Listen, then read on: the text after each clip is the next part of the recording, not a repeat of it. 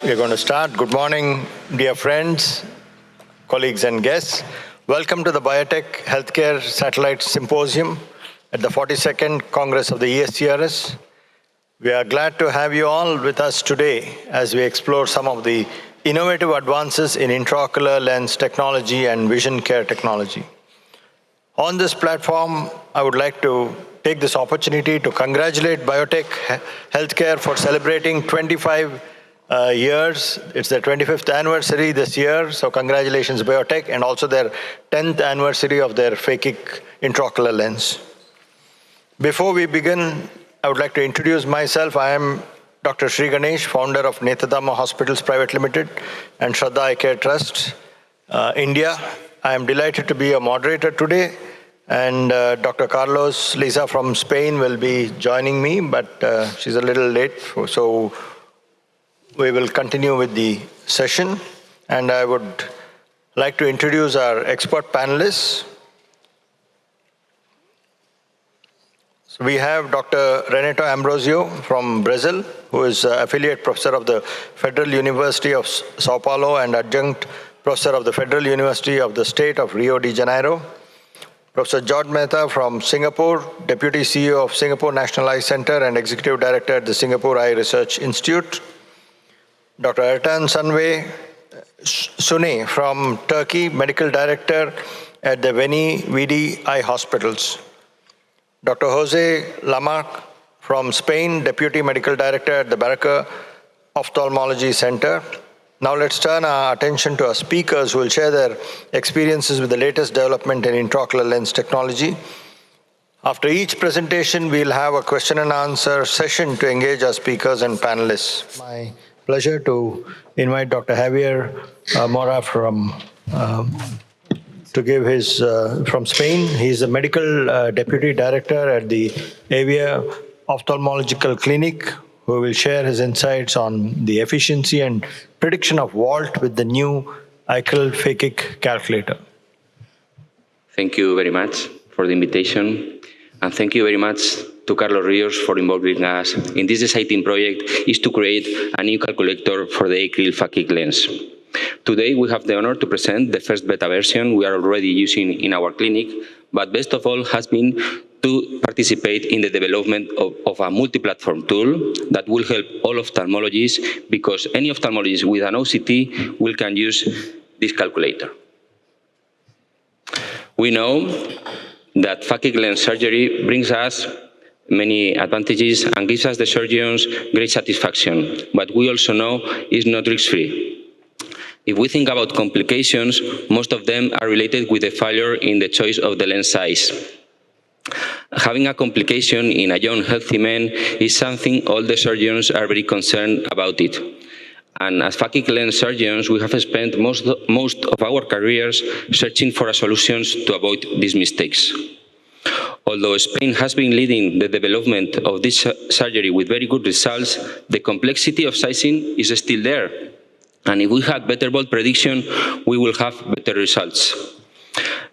It's true that Spain has fewer complications than others, for example, for those published in its memorandum by STAR in 2021, where we can see 4% of lenses were explanted, 5% of patients developed cataract, and 1% of patients needed treatment to control the intraocular pressure. But why do we have fewer complications? Well, perhaps because we invest a lot in technology. Most of us work with very modern diagnostic equipment that help us to optimize the lens size. And also, the experience of many years doing this surgery also help us to choose the correct size. For a long time, we have been using the standardized normogram based on white to white. At least it has been like that in our clinic, because although there were appearing other alternatives, we couldn't apply them. We were ready to move up to the next level, trying to get better control of vault prediction and sizing, but the new formulas didn't work for us. And why the new formulas didn't work for us? Well, we see that some formulas are based in technology that we don't have, like the ultrasonic biomicroscopy or the ARScan. So obviously, if you don't have that technology, you can't apply them. And then also, we realize that some formulas based on OCT equipments, each measurement or one from each other are different. In our beginning, we start working with the Cirrus OCT equipment to calculate the lens rise. But then about 3-4 years ago, we incorporated the MS39. It took us a very short time to realize the big difference between them, especially in the most relevant measurements needed to calculate the lens rise. And the same happens when we talk with other colleagues that were participating in the project and they had different OCT. It was clear that the measurements were different depending on the device. So finally, we understood why all those formulas didn't work for us. And it seems that each formula is made for one specific equipment. So we can say each equipment has its own geometries, especially in terms of anterior volume chamber, angle position, iris, crystallines, but above all, the lens rise. We can see it better in this picture when we are seeing the same eye seen by different equipment. One is with the Cirrus, and we can see a lens size positive of 294, and here the same eye with the MS39. The lens rise is almost difference of 700 microns. So what's going on here? Well, we can say that each equipment places the structures in a different way to the point we are seeing different eyes, but actually it's the same eye seen by different equipments. That's why Biotech wanted a multi-platform calculator, because they were completely aware of the difference between the equipments. Even those from the same commercial house as the Visante or Cirrus, they show variation in almost all measurements. And if that was enough, we realized that the automatical measurements were unreliable and we have to check them manually. So that's why it took Biotech more than 2 years to present this first beta version. We're going to show you how it works. It's very easy. The first thing the calculator asks you is for the ACD. It's very similar in all equipments. Then you can introduce up to 4 different white-to-white measurements, depending on the device you have used it. You can select it in a drop-down menu here in your left, and he will give you one lens size proposal for each white-to-white measurement. Here in your right side, you will see the recommended lens size proposal. If you want the ball prediction, you have to introduce the lens rise measurement. Also, you can introduce 2 different lens size measurements depending the device you have used it. And with all this data, the calculator will give you one ball prediction for each OCT equipment and for the recommended lens size proposals. But here, the very interesting is you have a box in your right side. You can introduce the lens size you choose. For example, if the ball prediction the calculator gives you is a little bit high, you can choose a smaller size to see how will be with this size.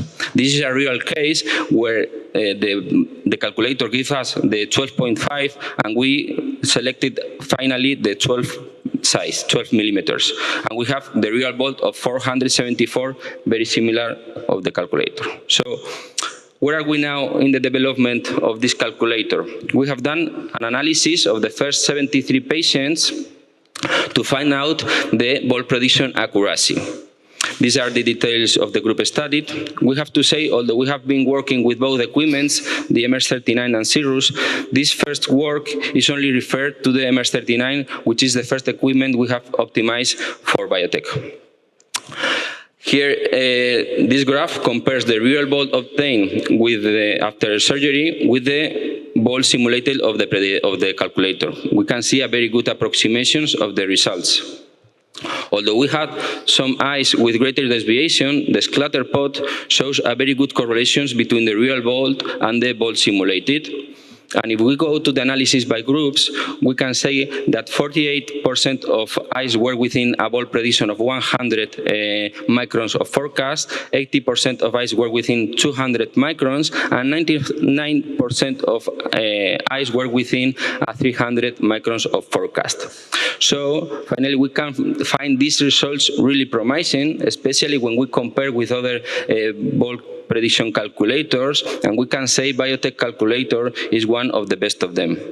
So we can conclude that a demanding preoperative study with a manual check of the data, if necessary, is essential for a good ball prediction. The choice of white-to-white of the MS39 as white measurement has shown a very high predictive capability of sizing with this Biotech calculator. The combination of several eye white measurements can be an effective tool to improve sizing prediction, and the angle-to-angle measurement has shown a lower sizing prediction in our experience capability than white-to-white or spur-to-spur even when checked manually. To finish, although the lens rise measurement of the MS39 is very different from the rest of the OCTs on market, the deviation applied by the Biotech calculator to this parameter shows a very effective adjustment in the calculation of the postoperative vault.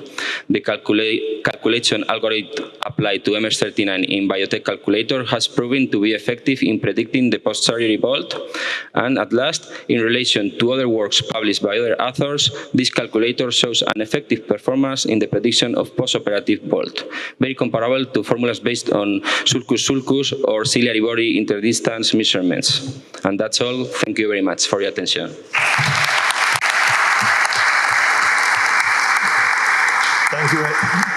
Thank you very much, and congratulations on the work, and Biotech also on the new calculator, which gives you a predicted vault.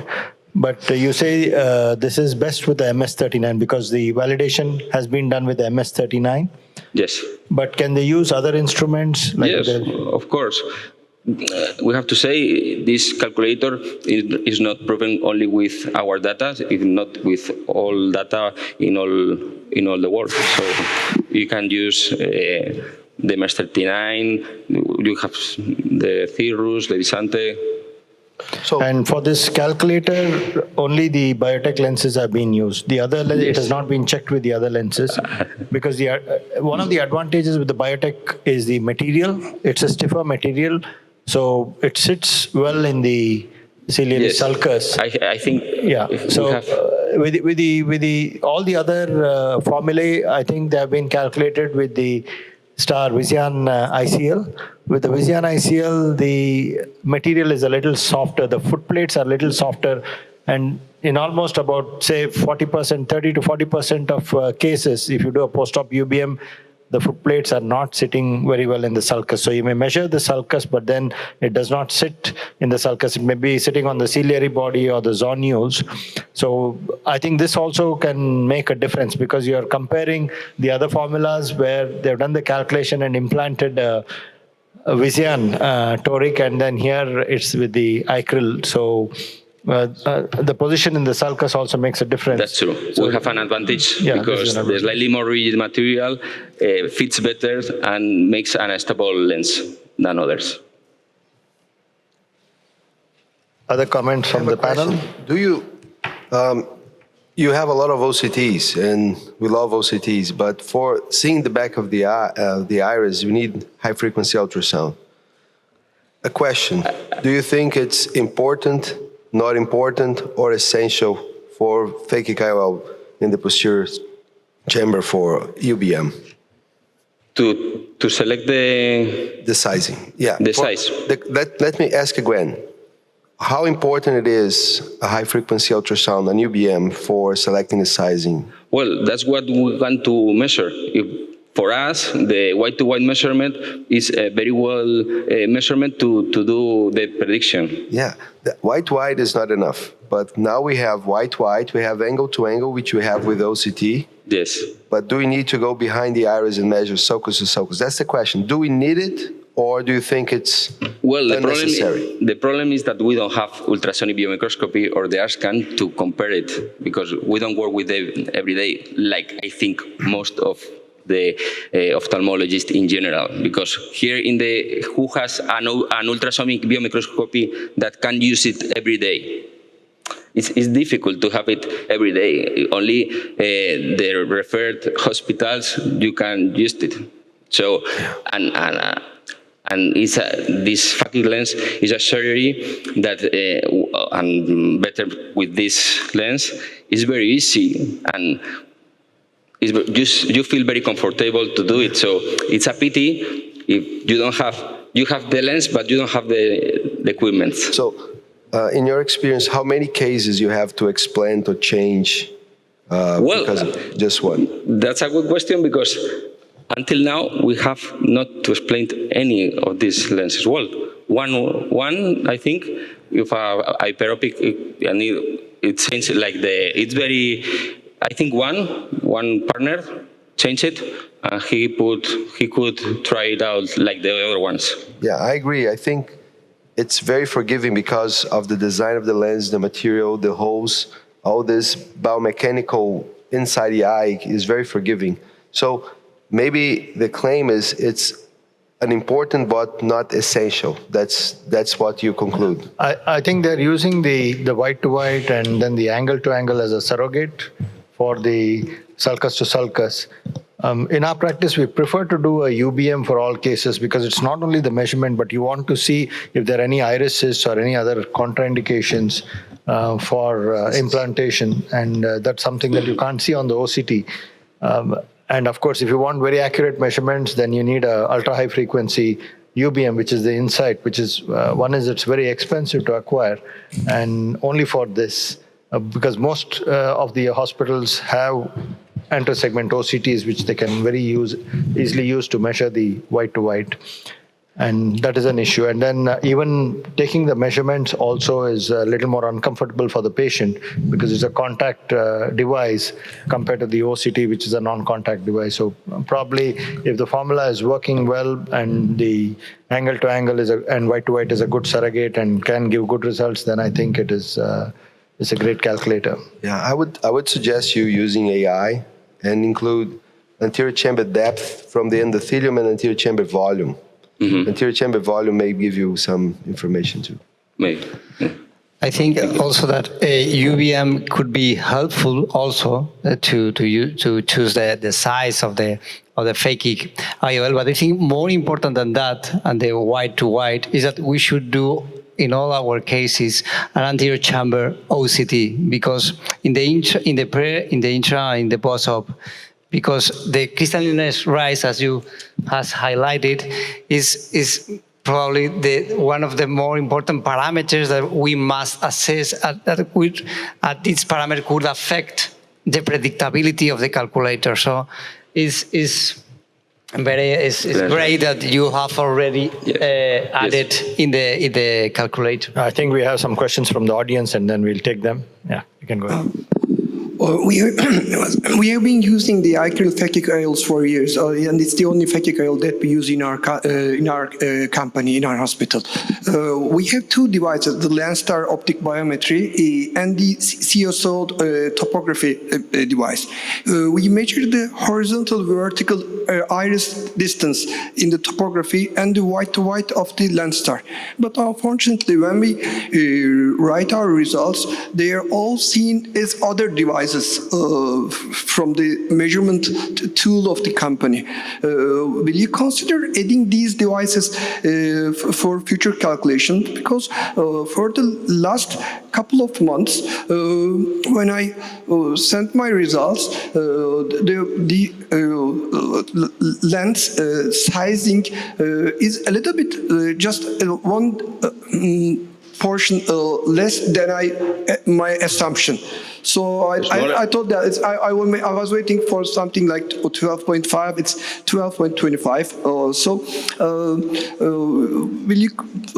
Will the company consider using these devices? And the other question, if we go on implanting these lenses, that should we all have the new diagnostic tools like MS-39 or the UBM microscope? Because when I look at our results, we have two eyes that we have to change because of high volt, and one eye with a cataract formation, and the percentage is much less than the 5%. So the results are satisfactory. Can you just make it brief, please, the questions, because we are running out of time. We just have 1 minute and we need to conclude. I think the first question will answer the company, but better you have to ask them because we don't know what are the future for the company. And the second, I don't really understand very well, but are you saying that you have to change two lenses, one of high volt and one. Two high volt and one cataract. And what's the question? One low volt because touching the anterior capsule. And the question is? Percent is less than 5% in total. How many did you? Well, it's just more than 200 eyes or something like that, or 400. Well, it's less than published, so it's Yes. not. Gentlemen, Yes, I think please, we can please take the publish questions this. offline Please. because we have it's 10:30 and we need to conclude.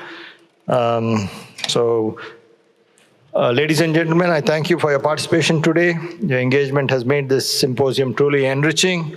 Special thanks to Biotech Healthcare for bringing us together. Let's apply the insights shared today to advance our practices and improve patient outcomes. Thank you once again, and we look forward to seeing you in future events. Safe travels and have a wonderful day.